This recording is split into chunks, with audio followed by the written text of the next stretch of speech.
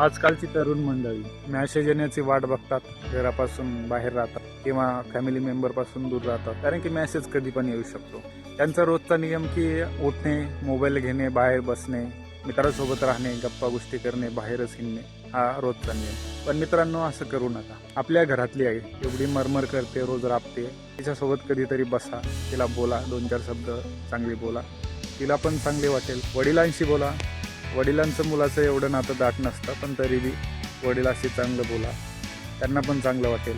आपला भाऊ, आपली बहीण त्यांच्याशी बोला, गप्पा करा, मजा करा, आठवणी तयार करा. कारण की फॅमिली मेंबरमधला एक जर कमी झाला ना, तो कमी झाल्यावर त्याची व्हॅल्यू कळते. तुम्ही असले धंदे करत बी नसले, पण समाजाच्या लोकांच्या प्रेशरमध्ये येऊन तुम्ही काम आणि आपली मेहनतवर जास्त प्राधान्य देत असाल, द्या, पण फॅमिलीला पण सोबत घेत चला. कारण की तुम्ही ज्यांच्यासाठी करताय त्यांनाच वेळ देत नाही म्हटल्यावर त्या जगण्यात काही अर्थ राहत नाही ना. त्यामुळे फॅमिली खूप महत्त्वाची असते मित्रांनो. धन्यवाद.